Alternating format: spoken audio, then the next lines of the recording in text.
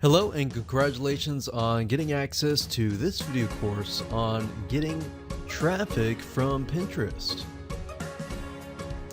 This of course is video number 1, which is the introduction, and we're going to dive right in. First things first, I want to talk about the mindset, and we really want to focus on quality over quantity. And what do I mean by that? What I mean is that this is not about how much traffic that you can get from your Pinterest images, but rather how much quality traffic that you can get from Pinterest. So as long as you're thinking of, okay, rather than getting thousands of traffic and thousands of visitors to my Pinterest, and while that is good, you would rather have 10 or 50 or even 100 people who are super targeted, who really want to learn more about your pin and more about what you're having to offer, rather than somebody who's just clicking to just click, if that makes sense. And of course, over time, you'll want to get thousands of high quality traffic as well. So here's a quick overview of what we're going to talk about in this video course. Video number 1 is, of course, this video. Video number 2 is the platform. So before we can actually talk about how to get traffic from Pinterest, you first and foremost have to understand how Pinterest works. Because a lot of times we assume that all social media platforms work very, very similar. And while yes, there is an element of truth to that, the reality is that Pinterest works very different compared to that of Instagram or Facebook or YouTube or any other social media platform as well. Then, of course, video number 3, we'll talk about quality and how to make sure that the images to your content and all of that is high quality. And what exactly do we mean by that? And what does the funnel look like from the point of attracting the person to pinning the image, to looking at the image, to getting them over to your content and all of that? Now, what that entails is congruency, which is what we're going to talk about in video number 4. Congruency basically means that everything is consistent from the images, attracting the right person, to getting them over to the content and giving them exactly what they want and what they desire and the reason for the click in the first place. Because believe it or not, a lot of people, when they create marketing campaigns, they totally forget about congruency. So they might make a certain image, but when they get people over to a piece of content, it is unrelated. And then, of course, they wonder why nobody is converting, because at the end of the day, it's not congruent. So we'll make sure that you're on the same page in terms of that and how that works in real life. Video number 5, we're going to talk about visual real estate matters. So visual real estate is essentially, in this case, an image. Now, how big should the image be? Should it be a small image? Should it be a large image? Which size converts the best? So we'll talk more about that in that particular video. Video number 6, we're going to talk about an attractive pin. So in other words, what should your images look like? And then on top of that, I'm sure you're asking, well, what exactly should I put in my images? Is there a formula? Is there a blueprint? And that's what brings us to video number 7, which is the anatomy, or in other words, a breakdown step by step of what every single image should contain at minimum. Video number 8, we'll talk about the reverse engineering hack. And this little hack here is going to help you figure out some ideas on different images, different angles, and all of that in terms of what you should create. Because a lot of times when you start from scratch, you're thinking, well, what kind of images are pin worthy, or what people would want to pin, what people would want to look at? Because you got to remember on Pinterest that you are competing with thousands of other people who have thousands of other amazing images. So if your image does not stand out, then it's going to be essentially put away and not even looked at, comparing to the other beautiful images, if that makes sense.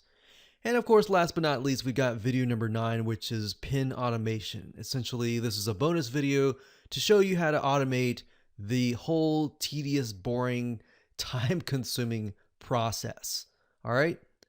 So now let's talk about things that you will need to get started. So tools that you're going to need, what you're going to need to have in order to implement what's inside this video course. So obviously you're going to need to have a Pinterest account. You'll need to have a blog or a site with high quality content. If you don't have it right now, that's totally fine, but you will need to have one because you don't really want to direct people directly from your image directly to your sales page, because people don't know you. People are still warming up to you.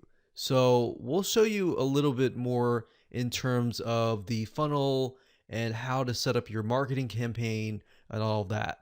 But what the high quality content does is it creates a buffer between your sales page and the image or your opt-in page. So you get them on your list, they sign up, you build a relationship with them, and then you warm them up. So you got to remember, these are people that you don't know. These are not people that know you. And of course, this is optional, but you'll need some money if you want to make your images look professional and appealing. So if you're not a photographer and you don't really want to hire a photographer and go about doing that way, you can always purchase what we call royalty-free images that are already professionally made that can fit your niche. And we'll talk more about that in a later video. And of course, some money for optional tools, which we'll talk about in video number 9. All right, so with that said, let's move on to video number 2.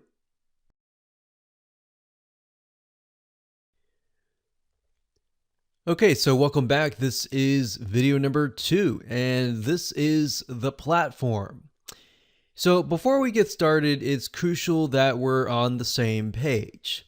Now, I know you're excited about learning how to use Pinterest to get amazing amounts of high quality traffic, but to ensure that your success is going to be high, we want to make sure that you're hitting or at least close to the bullseye. What do I mean by that? So if you can imagine a bullseye or a dartboard and you're trying to aim for the center bullseye. So that's what we're talking about here.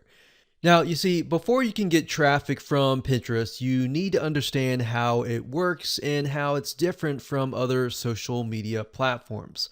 A lot of people tend to make the mistake of assuming that Facebook and Pinterest and Instagram and all the other social media platforms are the same. So we don't want that. We want to make sure that you understand how Pinterest works. That way you can understand what types of people are going to Pinterest, what they're looking for, what is the culture. And if you understand that, it's going to be easier to help you communicate with these types of people. So it's very different. It's kind of like walking into a formal business meeting and assuming that they're your friends. Well, obviously, the way that you would treat your friends would be very different from how you would interact people in this formal business meeting. Or say you go to a place that you don't know the culture. Understanding the culture is going to be good for you because that way you're not going to offend somebody. That way you don't do something that is totally out of norm. You do something in the sense that it will gain their trust at a much faster rate. So that's why we have this particular video, because it's very overlooked in terms of not knowing how things work. So same thing. So I want you to reset any assumptions that you have about Pinterest or even any strategies that you've learned over the years about Pinterest. Reset that in your brain. Assume that you don't know anything, because that way, when it comes to learning the strategy that is built into this video course, is going to be a lot easier for you in the long run. So, what we've seen over the years is a lot of times when you come in with these assumptions, they actually create roadblocks in your mind. So, that's the whole goal of this kind of exercise. So, go ahead right now, start from a clean slate, and you'll do just fine. Now, first, according to HubSpot.com, about 40% of people respond better to visual information than plain text. Now, if you know about Pinterest, you know it's all about images. It's all visual information that is what grabs people in. So when you think about Pinterest, when they're looking through images, they find an image that catches their eye, they click on it, and they get sent to an article. So you want to make sure that your article on the other side also has a lot of visual information and visual content as well. So you don't want to send people from an image directly to an article that is full text. You want to send people directly from the image directly to the content that is filled with either tons of images or videos with visual content as well. So the reason for that is that people's attention spans are just getting shorter and shorter. So you need a quick and fast way to keep them from scrolling or exiting the page or leaving your site.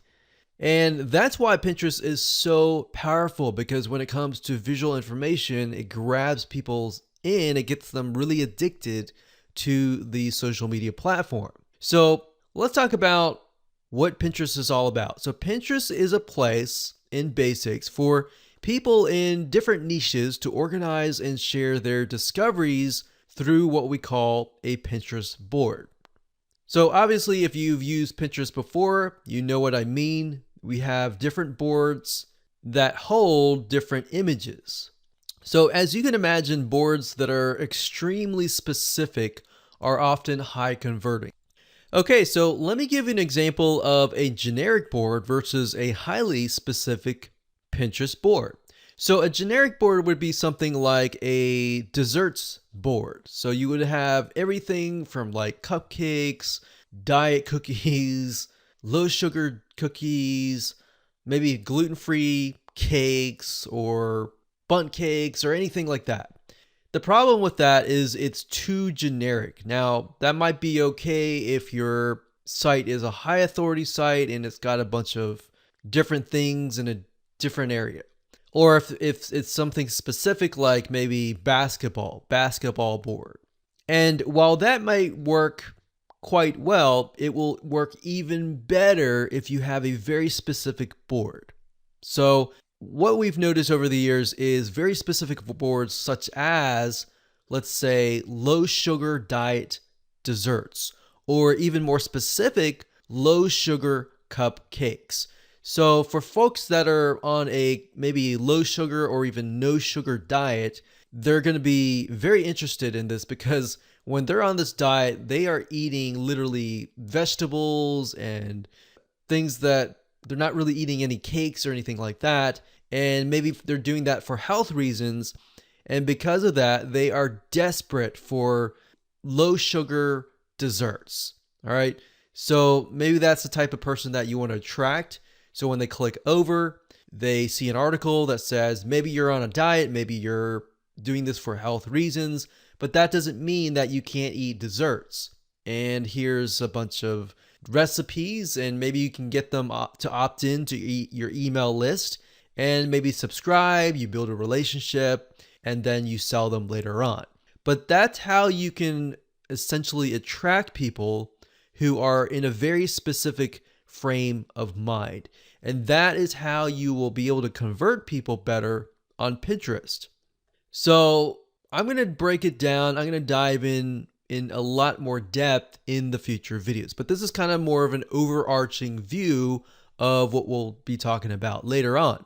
Now, in terms of Pinterest boards, I want you to note the keyword, which is organization. So that's the big thing about Pinterest that really differentiates between all the other social media platforms.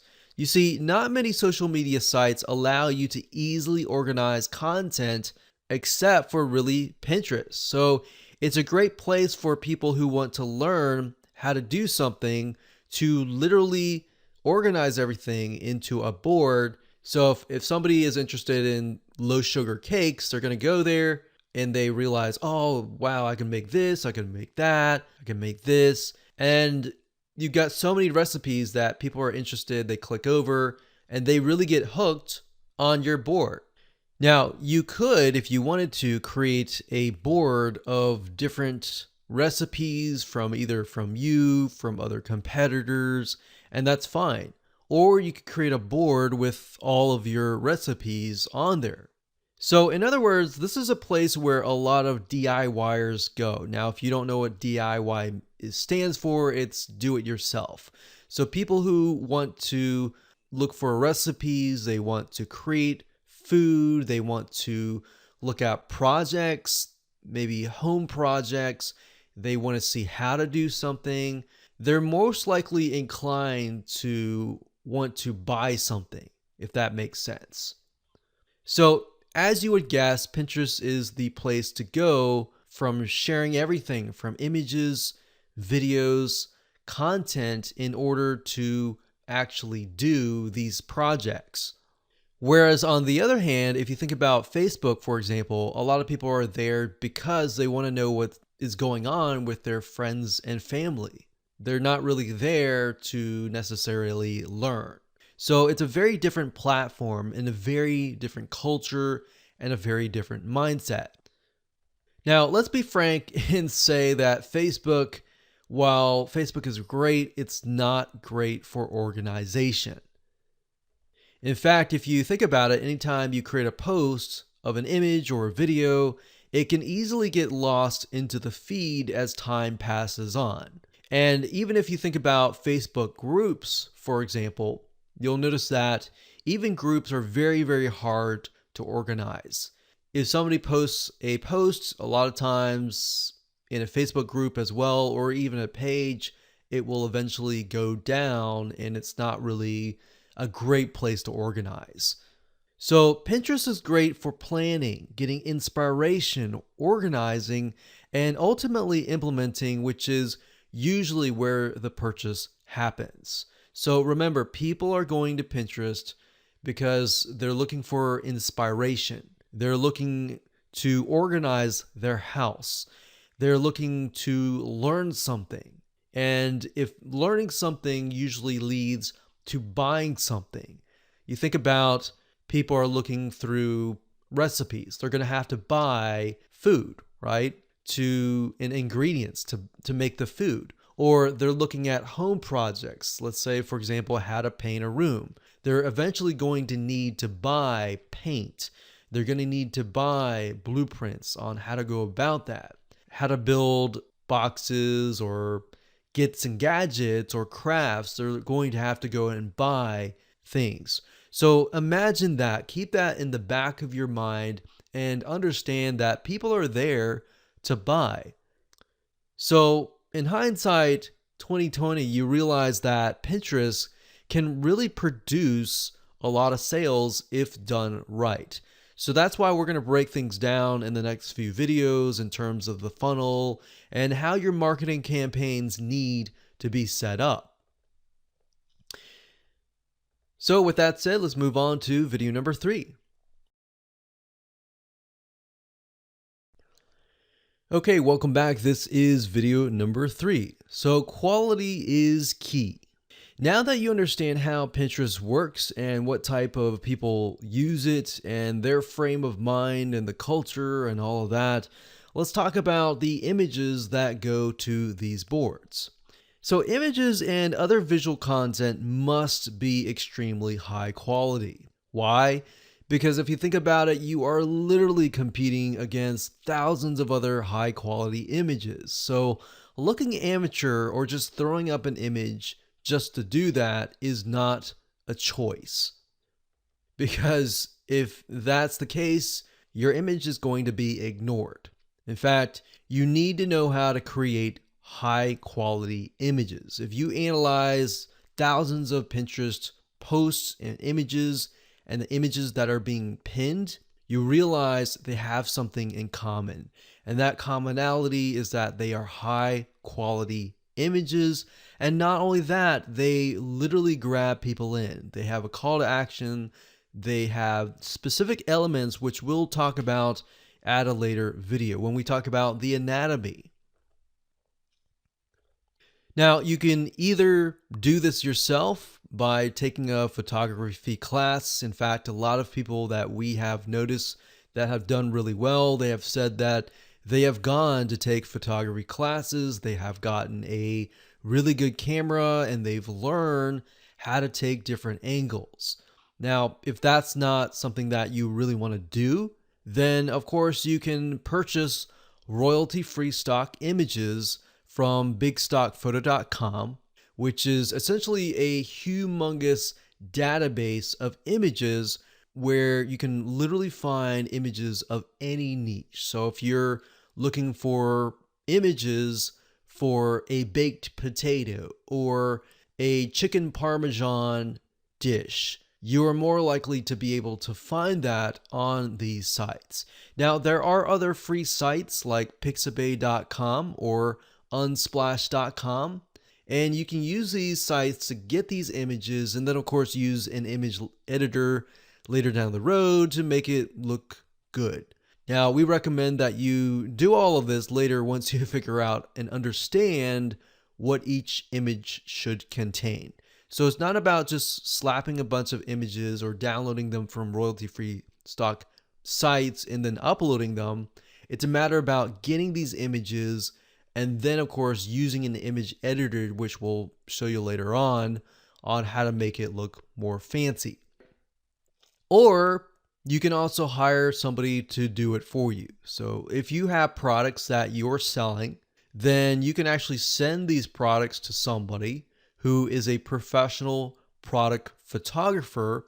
And you can find these people on Upwork.com or even Fiverr.com, and they will literally take a photograph of your products in different angles. They'll make it look really good. So if you think about when you buy a hamburger, a lot of times when you see these commercials with hamburgers, you see that they look really amazing, they look beautiful, but then when you get the hamburger from the restaurant, it looks nothing like it. So these product photographers really know how to make your product stand out and look really appealing, enticing, and it's something that people want to click on.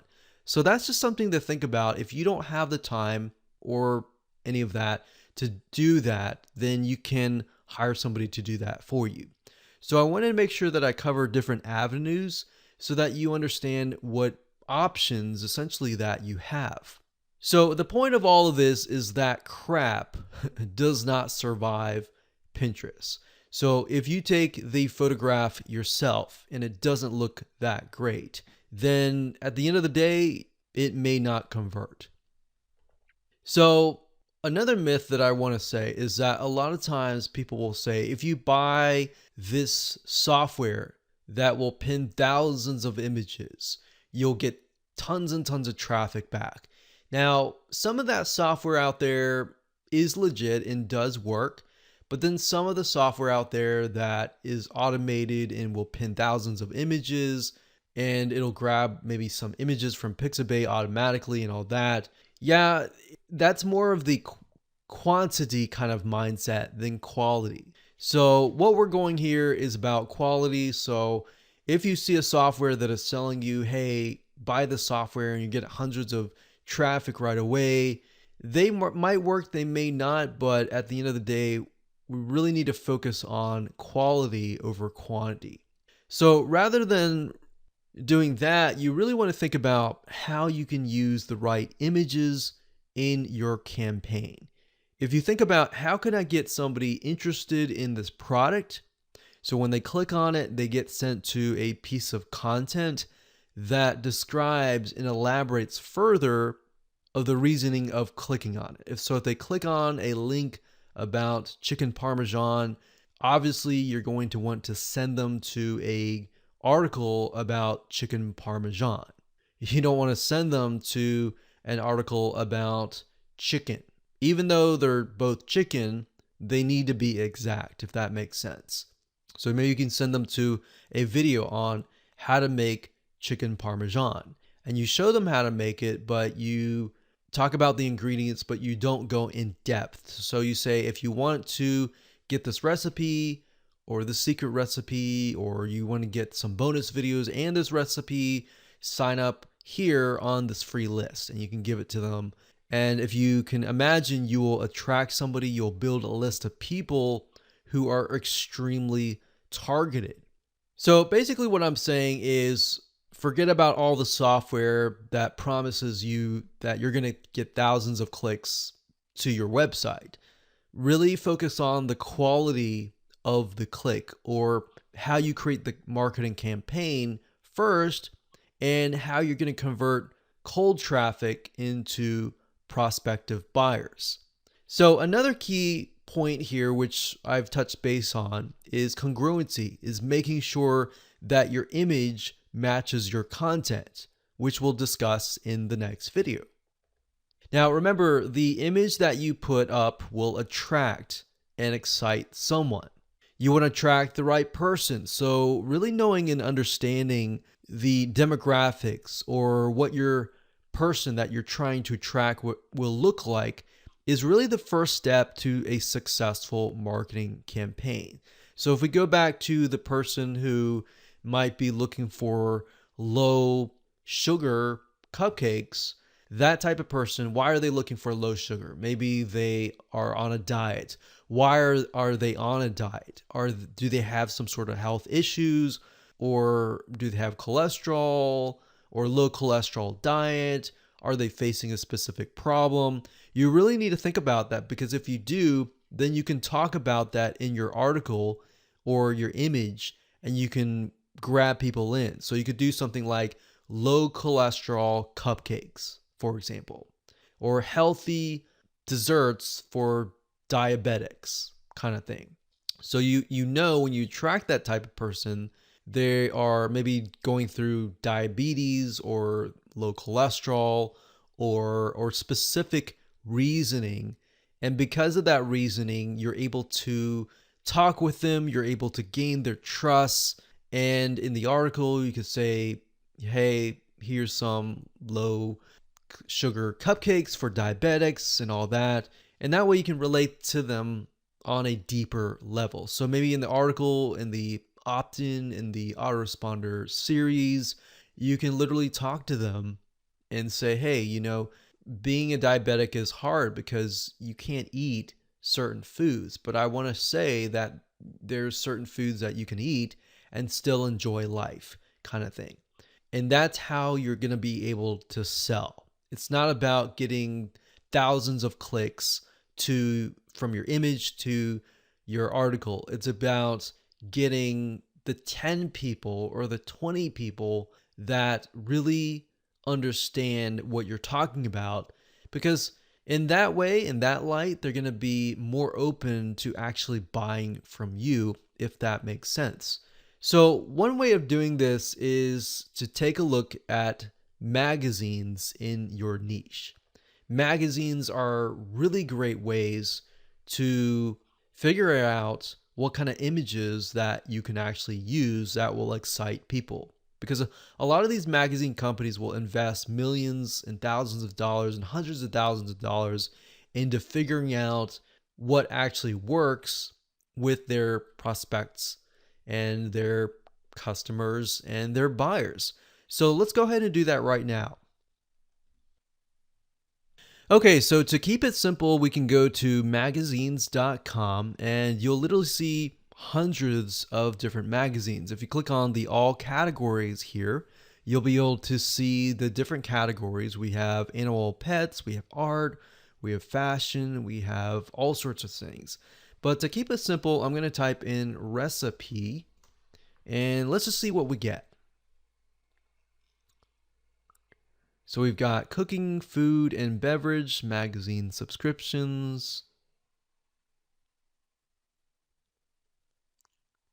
Now, obviously, I'm not going to be able to look inside the magazine, but just by taking a look at them will allow me to get a better idea of what they're putting out. Now, sometimes you can even do a reverse engineering and do a Google search on that magazine And sometimes these sites will have websites. So that's something that we'll actually do. So All Recipes is an actual website, so we know that. But let's just go ahead and click this. So we got DIY donuts, and DIY, remember we mentioned that was do it yourself. So we already know right off the bat that people that are into allrecipes.com are people that are interested in doing it themselves. And that really matches the type of person that we're trying to track with Pinterest. Now, if we go here, let's see here, we click this, we can just click these images to kind of get an idea of the way that they have set up their images. And you can actually copy this, and not actually copy exact, but get an idea of, okay, they're using plates, they're putting words on top of here, and they're putting text on the side, and that's what makes it look good. So you could do something very similar. Now let's do a search on All Recipes. We know that this is actually a website, but let's go ahead and click more info before we do that. We see here, we read this. Let's just go back to allrecipes.com.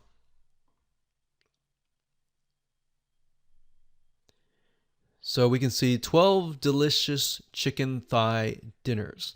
Now, one little tip that I'm going to give you is that a lot of times with Pinterest type articles, if you can do something like the top 5 or the top 10 or 10 chicken dinners or 10 maybe low carb desserts or top 5 low sugar desserts kind of thing, that actually will do really well. And those tend to get pinned a lot because it's not just one, it's many, and they're definitely interested in that.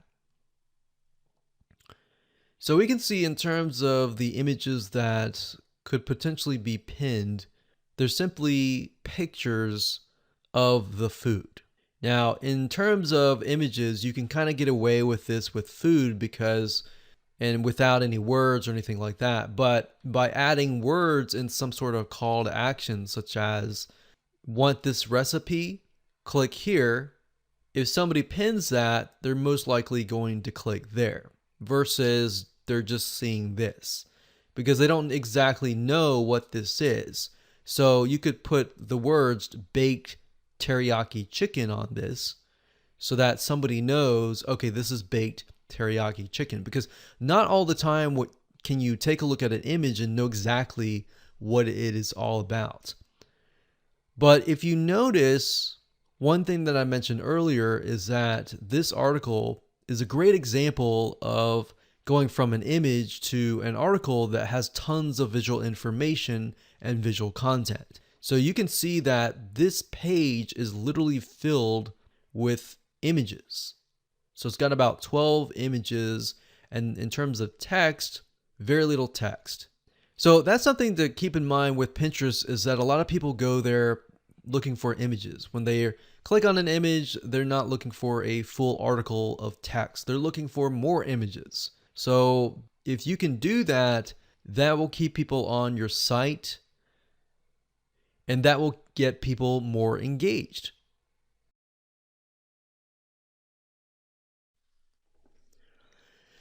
Hello and welcome back. This is video number 4, and let's talk about congruency.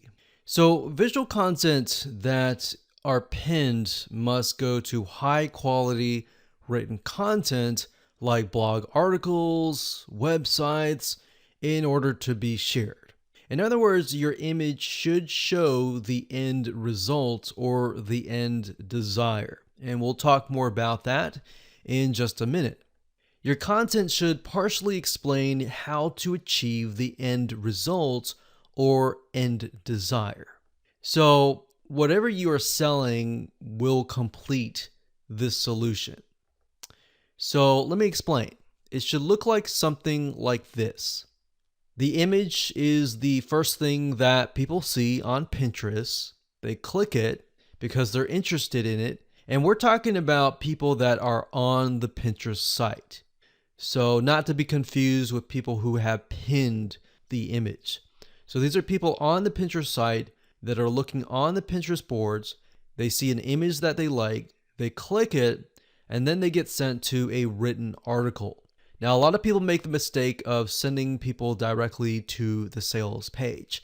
And that's a big no-no because you're dealing with people that don't know you.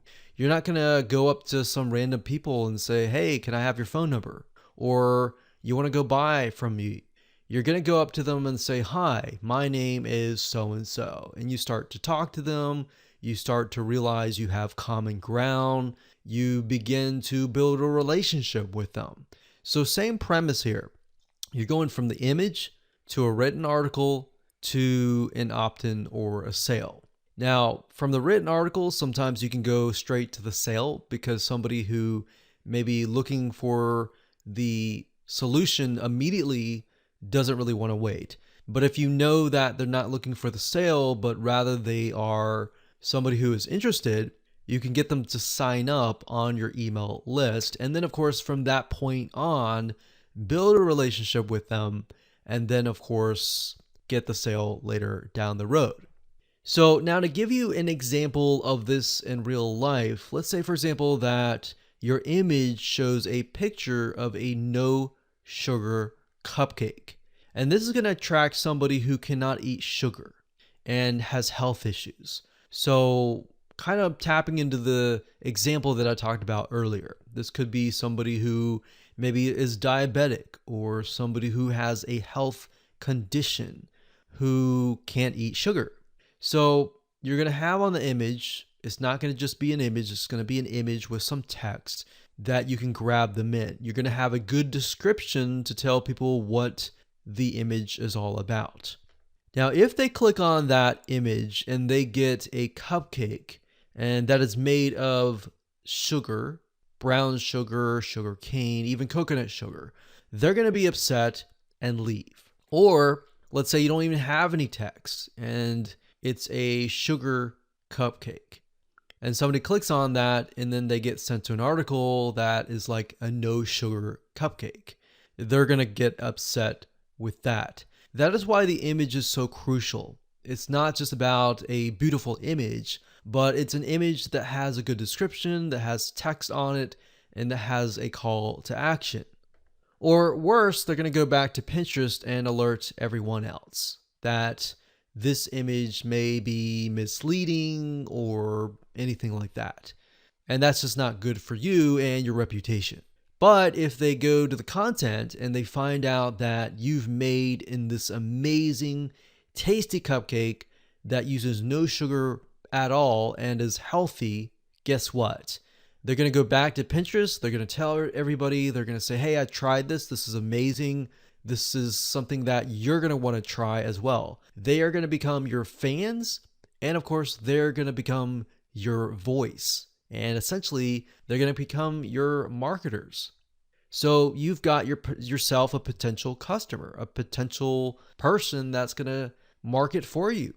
Now, imagine adding them onto your email list and then, of course, building that relationship over time. They're most likely inclined to actually buy from you.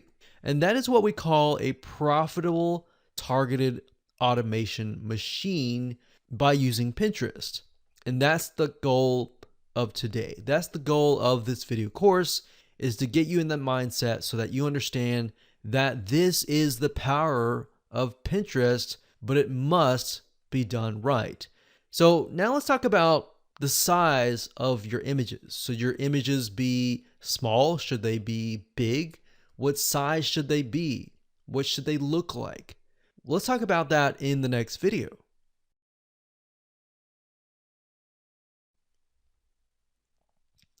Okay, so welcome to video number 5. Let's talk about visual real estate matters. So visual real estate is not talking about houses here, but it could be visual, it could be virtual real estate.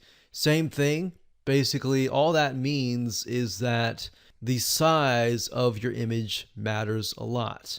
So imagine the image or even the screen right here. This screen right here just means that how much is your image taking up of the page. So if the image is big, then of course your real estate is going to be bigger. If it's small and you're not taking a whole lot of space, then your real estate virtually or visually is going to be not a whole lot. Now, why does that matter? Well, did you know that Pinterest allows you to pin graphics that are vertically oriented, meaning that they're long, which means that you're going to take more real estate compared to that of a square. So if you had the option to either use a square or a vertical rectangle, which one would you use? Well, the vertical rectangle, of course, right?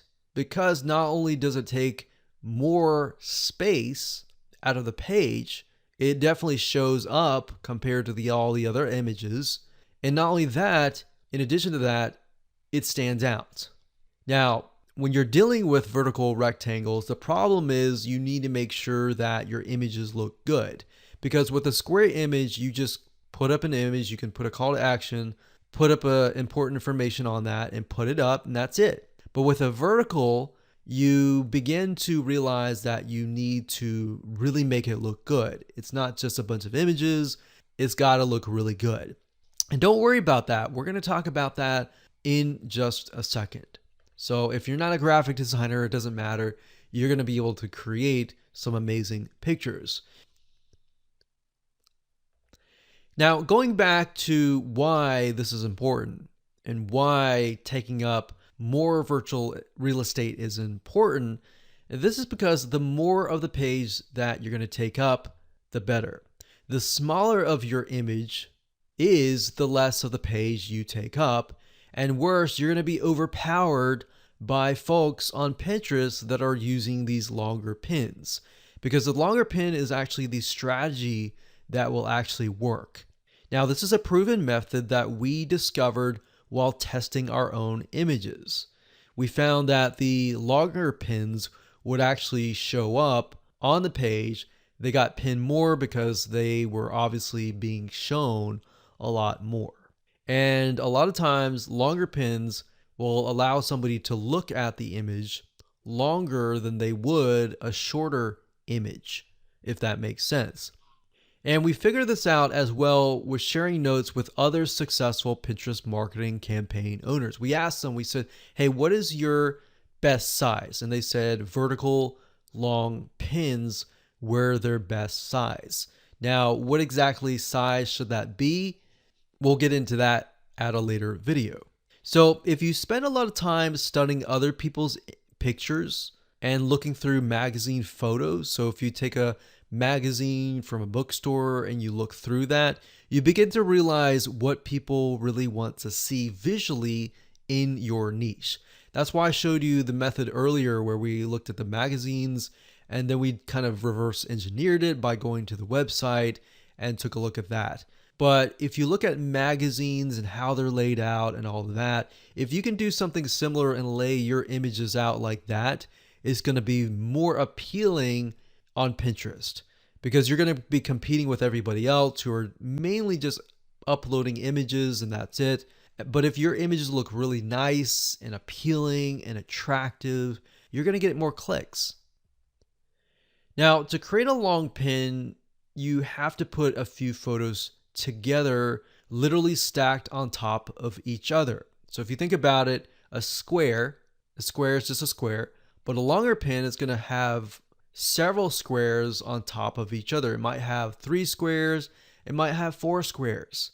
But of course, you don't want to make it too long as well, because there's a difference between being short and sweet and being too long-winded, right? If you think about somebody who is going to talk about a specific topic, you want short, straight to the point, you want the information really quick, and that's it. So similar to this, you want to have a long pin, but you don't want to have a pin that is way too long. So that's just something to keep in mind as you are thinking about how you can go ahead and create these long pins. So on the Pinterest feed, they make the pins stand out a little more by being long. But like I said, you want to make sure that there's a fine line between too long and too short. So tweaking the sizes of the images is a great technique to get more attention on the Pinterest board compared to that of the other pins that are smaller image sizes. So in the next few videos, we're going to discuss one type of long graphic that attracts a lot of attention, that works really well, that you can easily create without having any sort of professional graphic designer experience.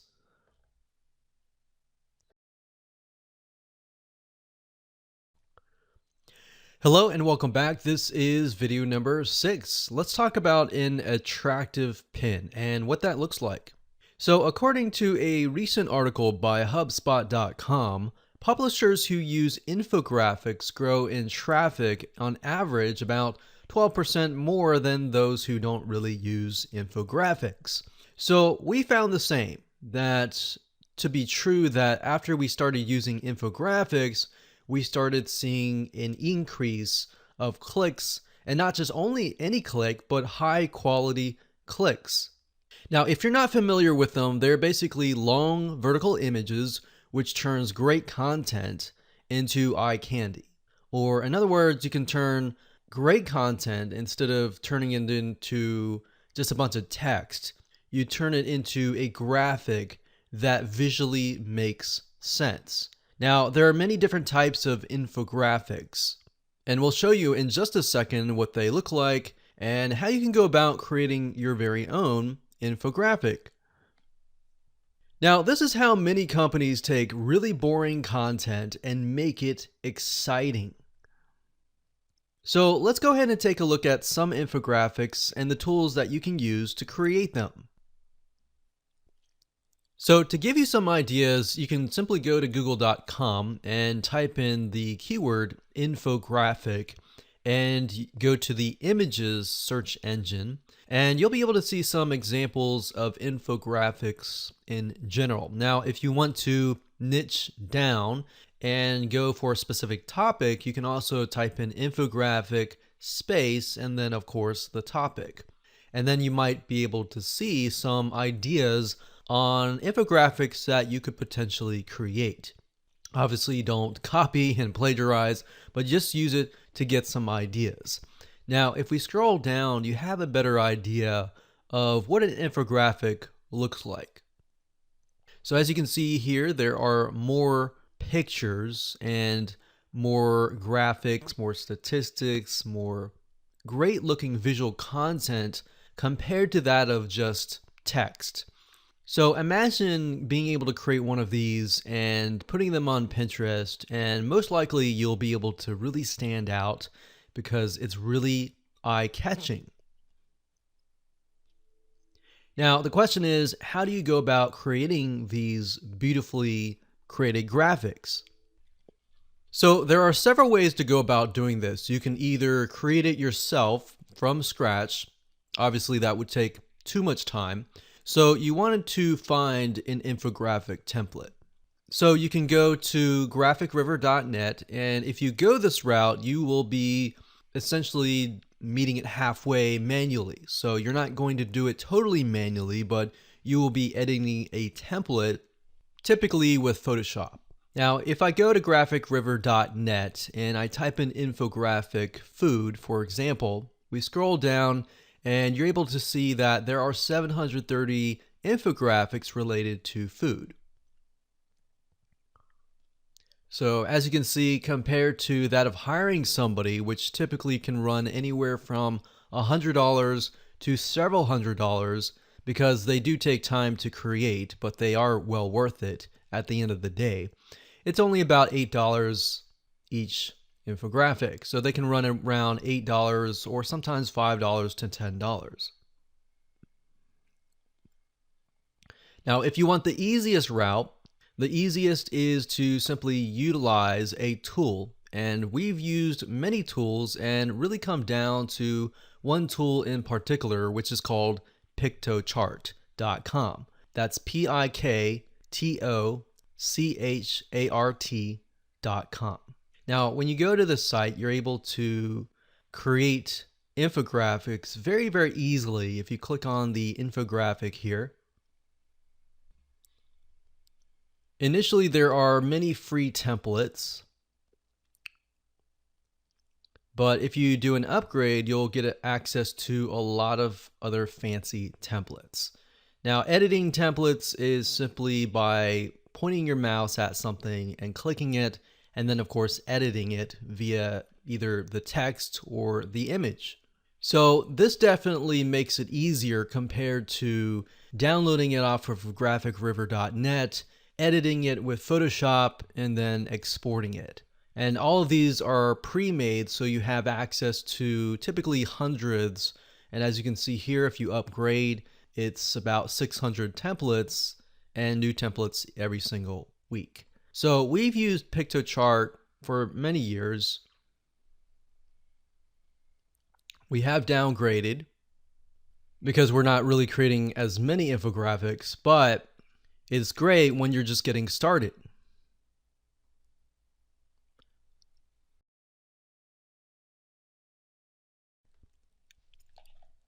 Hello and welcome to video number 7. We're going to talk about the anatomy. So as we're talking about images, I'm sure you're thinking, okay, what exactly am I supposed to put inside of the graphic? We've talked about graphics. We've talked about the size of the graphic. Now what? Is there a blueprint or a formula? And yes, there is. And that's what we're going to cover in this specific video. Now, while you can get creative and add whatever you like, there are a few things that every pin-worthy image should contain, at minimum, to get the desired quality click. So let's talk about that right now. The image should show the following. First, it should show the end result or the end desire in a high-quality picture. In other words, it should show whoever you're trying to target what they want to create. So if you take a look at the examples of food, if somebody puts an image up of some tasty chicken parmesan dish, then in the back of the mind of your prospect, they're thinking, oh, that looks really yummy, that looks tasty, and you put a really good description and they really love it. They're going to click it because they want to know how to create that yummy chicken parmesan dish. So that in itself is the end result. So you don't want to choose any image, you want to choose the right image, if that makes sense. Second of all, you need to build curiosity to click, to learn how to achieve the end result. So in other words, that needs to be in the picture. So going back to the chicken parmesan example, it looks tasty. So the fact that it looks tasty, people want to know, how did you create it? So your goal is to get them interested enough to click your image and land on the content piece. Your goal isn't to sell them immediately, rather just to get them curious and interested. That's it. Remember, when it comes to selling online, it's not about getting them to click and buy. Like we talked about earlier, when it comes to relationships, you don't go up to somebody and say, hey, would you love to, do this and that with me, go and hang out, be best friends kind of thing. You go up to them and usually you say hi and you kind of pique their interest. And you begin to find common ground and then you go from there. So very similar to this concept as well here. The image should also show a call to action text. Of course, telling them what to do to learn how is very important. So going back to the example earlier, they're going to want to learn how. So you're going to want to put some text in the image that tells them what to expect after they click. So people need to be told what to do. Never assume anything. Never assume that they know what to do. Always tell them. So you're going to need to have a call to action text that says, click here to get recipe. So something short and sweet. Click to watch how to create this recipe or whatever you're trying to sell. So never assume anything and tell them the exact call to action. Now try to keep that within just a few words. You don't want to go overboard because remember, as people are going through Pinterest, they're scanning.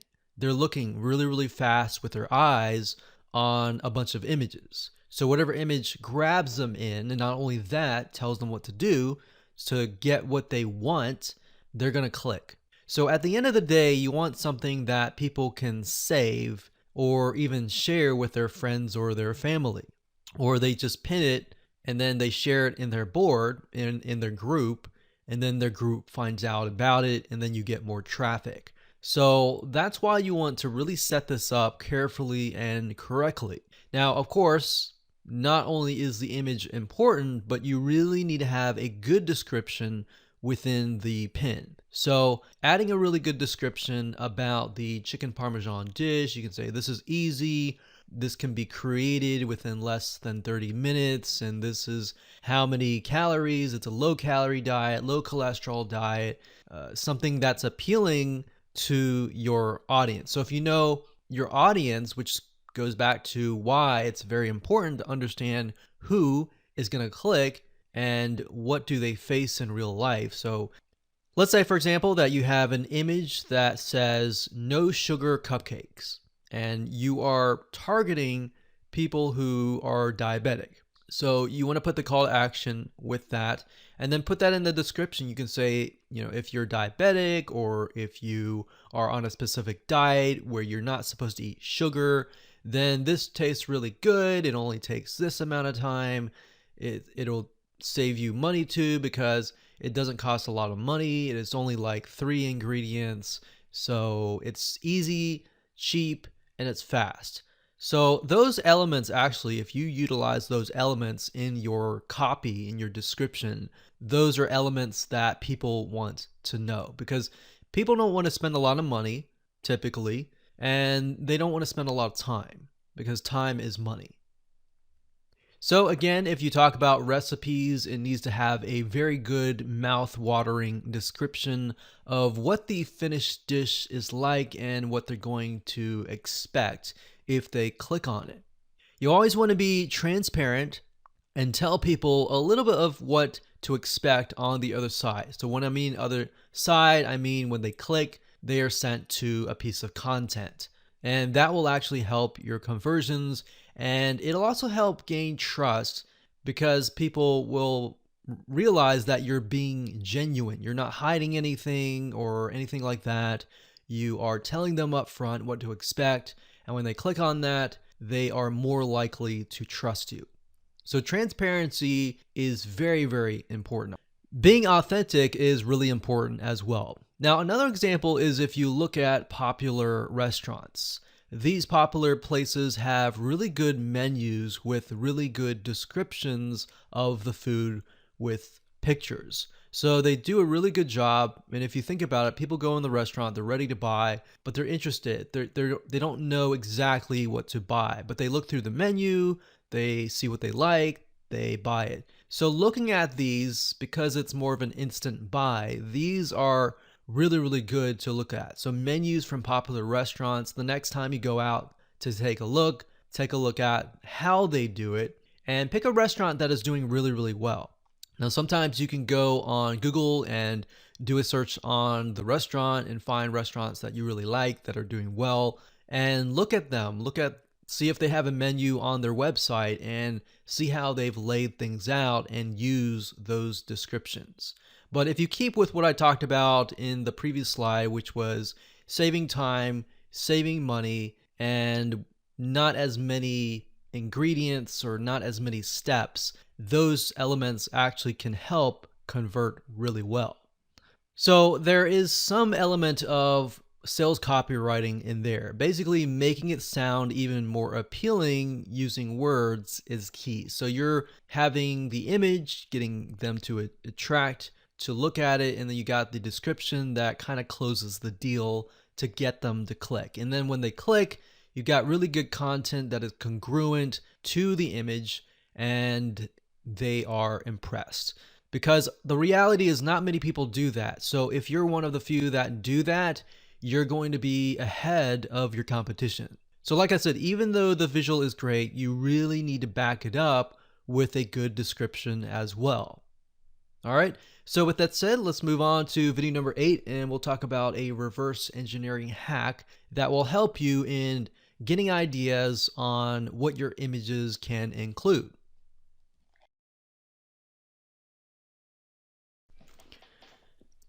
Hello and welcome to video number 8. This is the reverse engineering hack. Now that you understand how do you go about getting ideas on what images to use, the hack is really to take a look at the trending pins and reverse engineer it. So let me show you how to do this right now.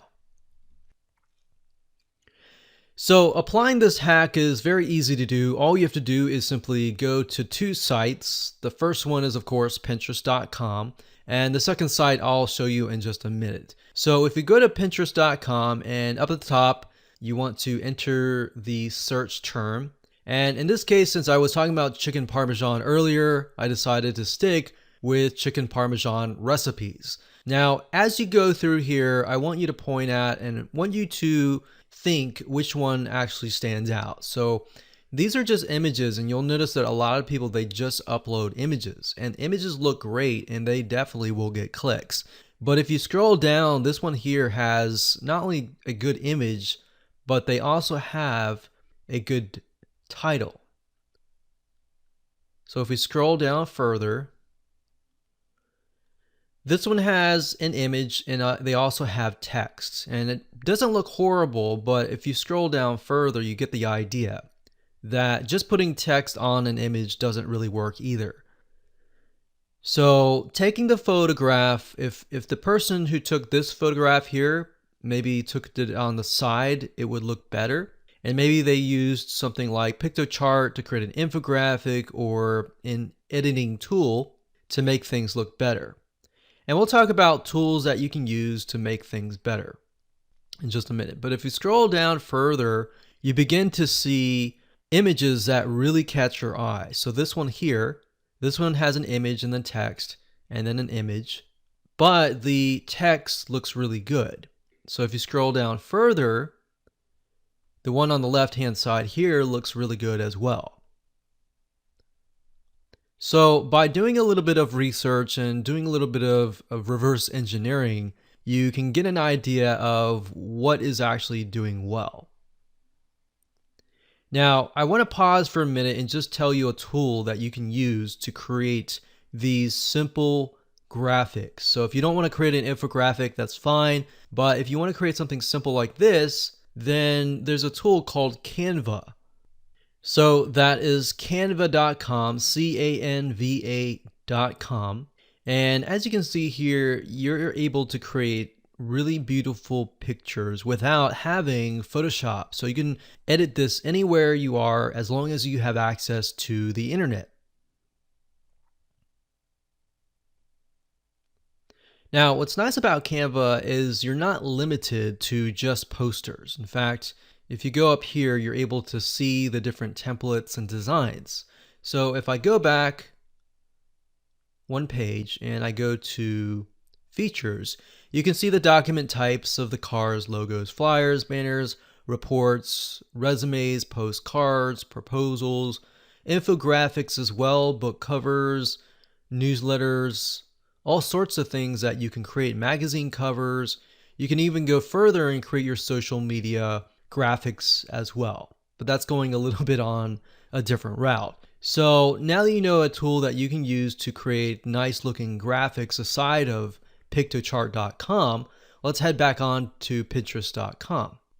Okay, so what you want to do is scroll down and then look for an image that really stands out. So as we're scrolling through here, I feel like the one that's really standing out to me is this one here and this one here. Now, if you notice, if you put your mouse over each image, at the bottom here, you're going to see the domain name of the person that owns this image. So we put over here, we can see this is inspiredtaste.net. We've got chefsavvy.com. We've got kitchenswagger.com. So what we do is we find the domain name. And the next step is we obviously can see that these people are professionals. So we want to take a further look at them So what we do is we head on over to a site called buzzsumo.com. That's buzzsumo.com. And then immediately you see Content Analyzer. And normally this will show up by default, the first thing that you'll see. If not, you can click on Content Research, Content Analyzer, and then you'll want to enter the domain name. So in this case, it's kitchenswagger.com. And if we scroll down, we can see all the content that BuzzSumo has essentially extracted, and we can get an idea of how well the content is doing. So we can see this one here is getting about 300 Pinterest shares. So it looks like the majority of their traffic is actually coming from Pinterest.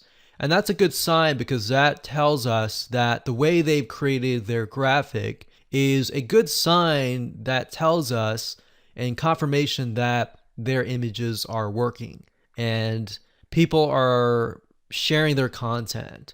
So what you can do is you can simply click on their link. Now, before we do that, let's just try something. Let's see if we can do chicken swagger chicken and do a search.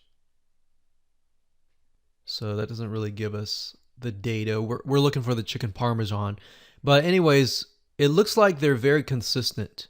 So what I do is I take a look at the highest content piece that is getting the highest amount of Pinterest shares. And then we take a look at the content and just see how they've laid out their content. So how to grill the best pizza you've ever had. How to make the best chicken parmesan you've ever had. So they start with an image, content, some bold text, then they have images, lots of images. And then they go to the recipes.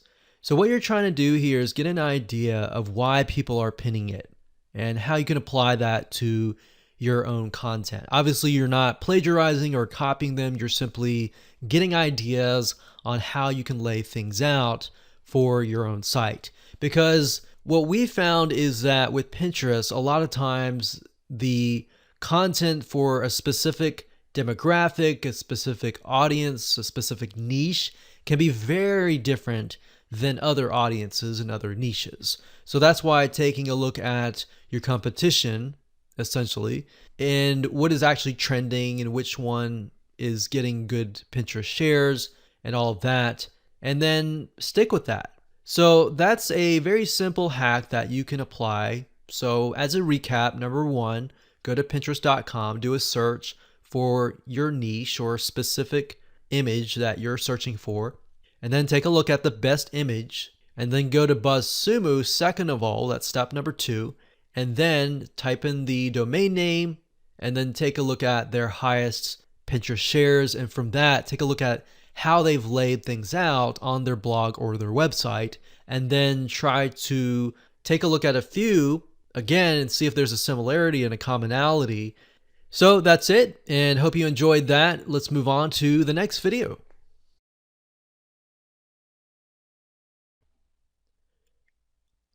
Hello and welcome to video number 9, and this is going to be pin automation. Just want to say congrats on reaching the end of this video course. So this is sort of a bonus video that is going to make your pinning much easier. Pinning lots of high quality images is crucial, and you really want to be consistent and you want to schedule it ahead of time.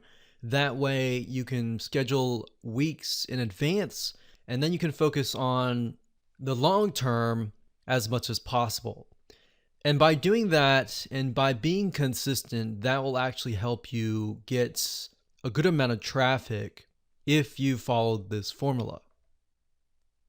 So obviously you can't be near a computer 24/7 either. So really finding a tool that can help you automate this process as much as possible is important. So let's discuss some tools that will help you with this process. So there are tons and tons of different tools out there that you can use, that you can pay for. But over the years, one tool in particular that we have seen really sustain the test of time and really update their features and all of that is viraltag.com.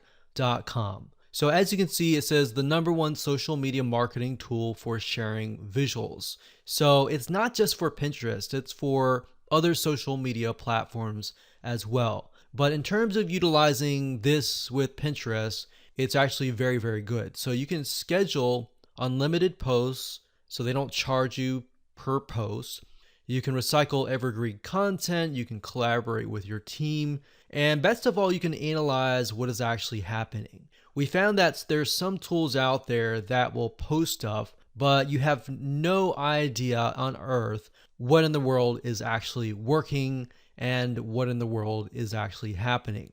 So as you can see here, you can schedule your content ahead of time. So you can put the image, you can put hashtags, which is something else that we highly recommend that you do. And then of course you can put the URL where you want to send them to. So as you can see here, you can upload, you can edit, you can schedule posts in bulk. So you don't have to do it one by one. And there's a lot of other things. You can do content curation, which is a little bit different than what we're talking about, but those are more advanced strategies. But based on what we're talking about in this course, this is essentially one of the better tools that we have found over the years. So rather than having to scour the internet and look for the tool that is best, we can definitely say this one right here is the way to go. Now, it does cost money. As you can see here, there's an individual count. You really only need the individual count. And the small business is a little bit more money, and then the branding is a lot more money. Now, as you can see, you definitely don't need the small business or the brand. The individual is just enough to have. And one suggestion that I have to you is that don't even get access to Viral Tag at all until you have actually begun to get into the habit of doing it yourself. Once you've done it yourself and once you become overwhelmed and you need to take it to the next level, that's when you can use Viral Tag. So that's a tool that we highly recommend that has worked really well. And we hope you enjoyed this course, and make sure that you take the knowledge that you've learned and apply it. And remember, if you keep it simple and keep your funnel congruent from your image to your content and so forth, and follow the blueprint step by step and be consistent at it, you will begin to see some traffic.